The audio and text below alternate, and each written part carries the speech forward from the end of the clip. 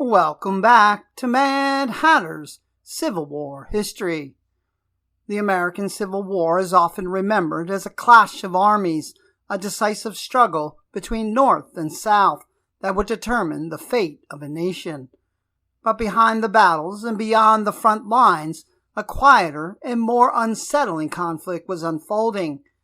Inside the Union itself, political dissent, personal conviction, and military hesitation created tensions that threatened to weaken the war effort from within. In Congress, powerful voices called for peace instead of victory.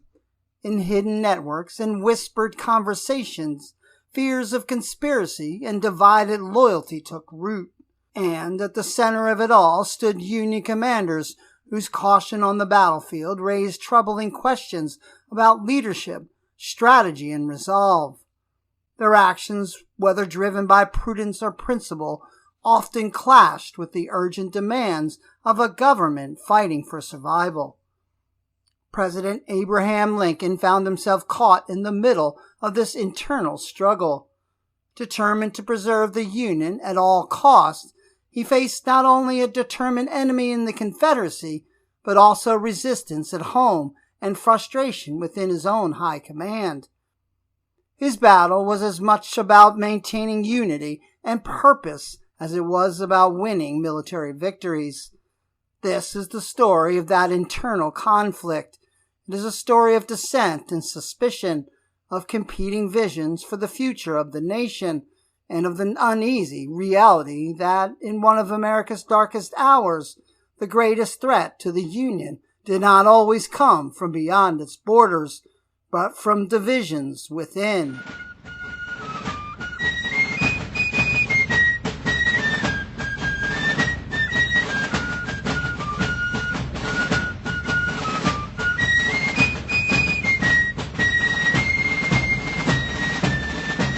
The American Civil War was fought not only on distant battlefields, but also within the political heart of the North, where loyalty to the Union coexisted with deep and vocal opposition to the war.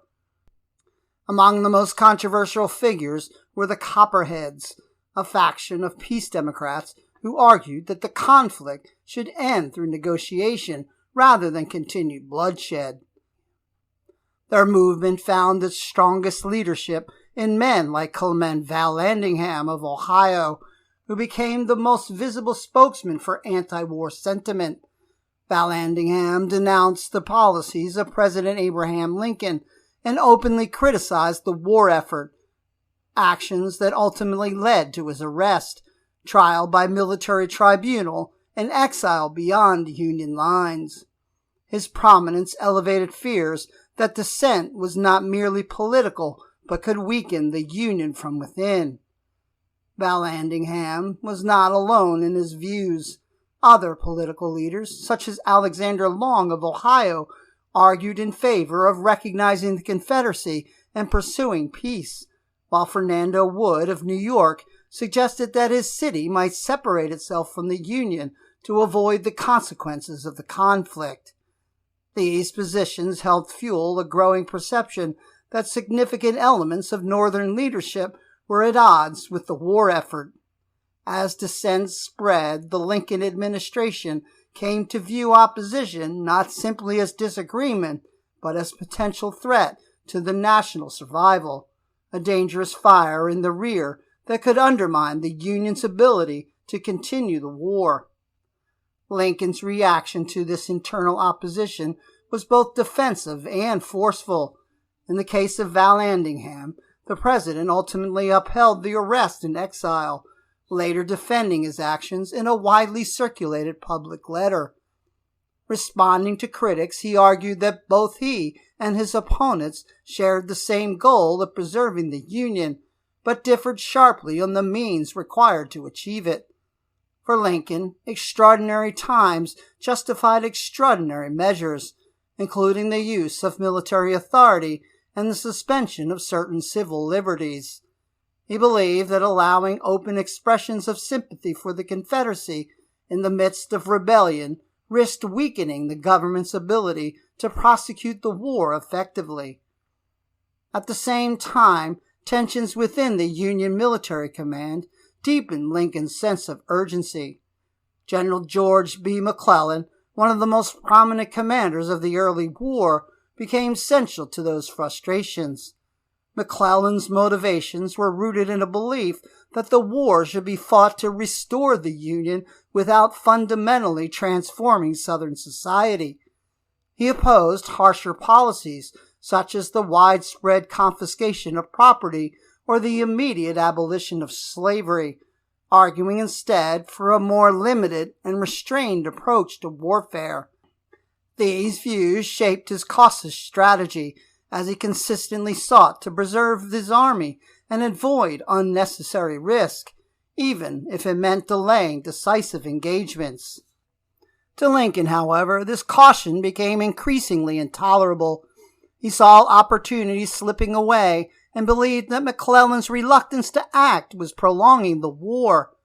In private remarks and correspondence, Lincoln pressed his general repeatedly to move against the enemy, openly questioning what he called McClellan's overcautiousness and urging him to act with confidence. At times, his frustration took on a sharper edge, captured in the famous remark that if McClellan did not want to use the army, he would like to borrow it himself. On another occasion, Lincoln dismissed the vast Army of the Potomac as little more than McClellan's bodyguard, a biting reflection of his belief that the army was being held back from its true purpose. Despite these frustrations, Lincoln initially sought to work with McClellan, visiting him in the field and attempting to persuade him rather than immediately remove him. Yet over time, repeated delays, missed opportunities, and the general's unwillingness to pursue Confederate forces convinced the president that a change in leadership was necessary. McClellan's eventual removal from command marked a turning point in Lincoln's approach, signaling a shift toward generals who would act more aggressively in pursuit of victory. The convergence of political dissent and military hesitation created a powerful sense of vulnerability within the Union leadership. To many observers in Washington, it seemed that the nation's struggle was being shaped not only by the actions of the Confederate armies, but also by divisions from within its own ranks. Lincoln's response, whether in suppressing the Copperheads or confronting the caution of his generals, were driven by a single overriding conviction that the Union must be preserved at all costs. In the end, the story of the Copperheads, McClellan, and Lincoln's reactions reveal the depth of the internal conflict that accompanied the Civil War. It was a contest not only of armies but of ideas, strategies, and loyalties, where dissent and hesitation could appear as dangerous as any enemy force. Lincoln's leadership was defined in part by his struggle to manage these internal pressures, balancing the demands of military necessity with the realities of political division in a nation fighting for its survival.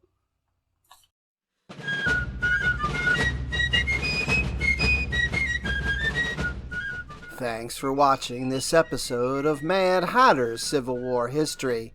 Like, follow, and click the bell for notifications to ensure you see all of the latest content. As always, let me know if there's any other important events of the American Civil War you would like me to address.